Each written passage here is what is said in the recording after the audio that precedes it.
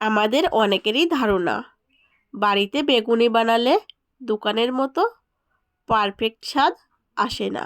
এর কারণ একটাই, আমরা পারফেক্টভাবে বেগুনির ব্যাটার তৈরি করতে পারি না। তো আশা করছি আজকের এই ভিডিওটি দেখার পর থেকে দোকান থেকে আর বেগুনি কিনে খাওয়ার প্রয়োজন পড়বে না। সো ভিডিওটি স্কিপ না করে শেষ পর্যন্ত দেখতে থাকুন। Welcome back to my channel Rupa's kitchen and lifestyle.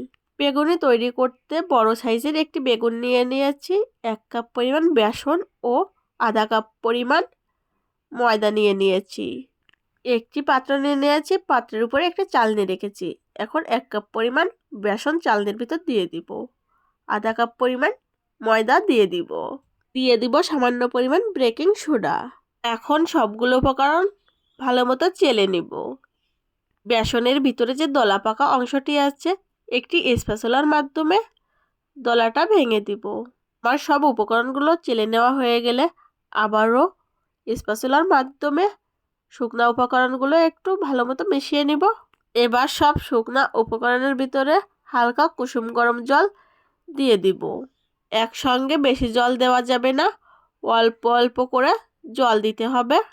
R বেগুনির ব্যাটারটি ready করে নিতে হবে, কারণ ব্যাটারটি পারফেক্ট না হলে বেগুনি খেতে ভালো লাগবে না। এখানে খানিকটা গাঢ় একটি ব্যাটার তৈরি করতে হবে।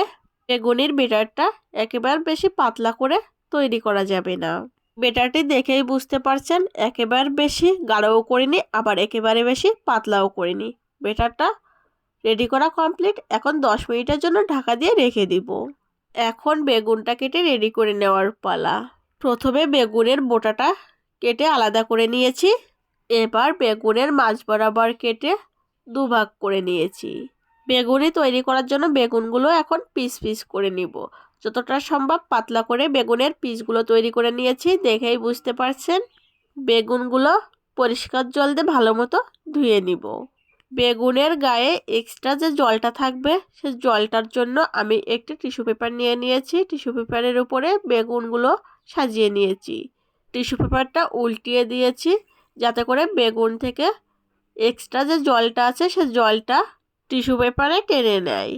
একইভাবে আমি সবগুলো বেগুনের পিস এরকম পরিষ্কার জল দিয়ে ধুয়ে টিস্যু পেপারে দিয়ে এক্সট্রা জলটা শুকিয়ে নিয়েছি। এদিকে আমার 10 মিনিট হয়ে গিয়েছে।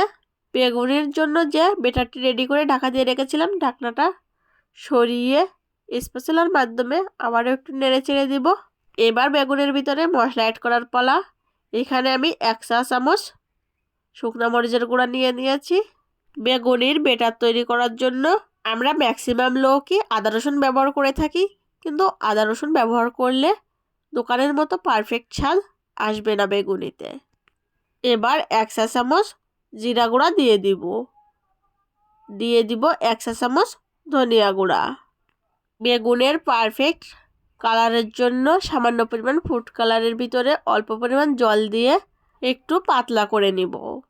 এবার কালারটা ব্যাটারের ভিতরে দিয়ে দিব। কালারটা অপশনাল, আপনাদের যদি ইচ্ছা করে তাহলে কালারটা দিবেন, ইচ্ছা না করলে কালারটা দেওয়ার প্রয়োজন নাই। এবার 1 চামচ আজিনমোটো দিয়ে দিব। আজিনমোটোটা দেওয়ার চেষ্টা করবেন, তাহলে বেগুনিতে পারফেক্ট একটি স্বাদ আসবে। দিয়ে দিব সামান্য পরিমাণ বিট লবণ। দিয়ে দিব 2 চামচ রেগুলার খাবার তেল। সব মশলা দেওয়া কমপ্লিট। এখন সব উপকরণগুলো আবারও স্প্যাচুলার মাধ্যমে ভালো মতো মিশিয়ে নেব। সবগুলো উপকরণ ভালো মতো মিশিয়ে নেওয়ার পর দেখতেই পাচ্ছেন ব্যাটারটা অনেকটা গাঢ় রয়েছে, সেজন্য আবারও সামান্য পরিমাণ কুসুম গরম জল দিয়ে দিব ও ব্যাটারটি ভালো মতো নেড়ে চেড়ে পাতলা করে নিব। এদিকে বেগুনিগুলো ভাজার জন্য চুলার উপর কড়াই বসিয়ে দিয়েছি। কড়াইয়ে পরিমাণ মতো তেল দিয়ে দিব। এখন তেলটা গরম হওয়া পর্যন্ত অপেক্ষা করব। বেগুনির জন্য যে ব্যাটারটি রেডি করে রেখেছি সে ব্যাটারের ভিতরে বেগুন দিয়ে দিব এবং উল্টে পাল্টে ভালো মতো ব্যাটারটি বেগুনে মাখিয়ে নিব। তেলটাও গরম হয়ে গিয়েছে। এ পর্যায়ে ব্যাটার মাখানো বেগুন তেলের ভিতর দিয়ে দিব। বেগুনিগুলো ভালো মতো উল্টে পাল্টে মুচমুচে করে ভেজে নিব। আমার বেগুনিগুলো ভাজা কমপ্লিট। এখন একটি প্লেটে বেগুনিগুলো নামিয়ে নিব। একইভাবে আমি সবগুলো বেগুনি ভেজে নিব। প্রতিদিনের এরকম মজার মজার ভিডিও পেতে অবশ্যই আমার ইউটিউব চ্যানেলটিকে সাবস্ক্রাইব করবেন। আর হ্যাঁ, পাশে থাকা বেল আইকন বাটনটি প্রেস করতে ভুলবেন না যেন। যারা অলরেডি আমার ইউটিউব চ্যানেলটিকে সাবস্ক্রাইব করেছেন তাদেরকে অসংখ্য ধন্যবাদ। আমার সবগুলো বেগুনি ভেজে নেওয়া কমপ্লিট। আশা করছি আজকের এই ভিডিওটি ভালো লেগেছে। বাড়িতে একবার হলেও আমার রেসিপিটি ফলো করে বেগুনি বানাবেন, আর কেমন হলো তা আমাকে কমেন্টে জানাবেন। আমার আজকের ভিডিওটি এই পর্যন্তই। আবারও দেখা হবে নেক্সট কোনো ভিডিওতে। ততক্ষণ পর্যন্ত সকলে ভালো থাকবেন, সুস্থ থাকবেন। আমার ভিডিওটি শেষ পর্যন্ত দেখার জন্য অসংখ্য ধন্যবাদ।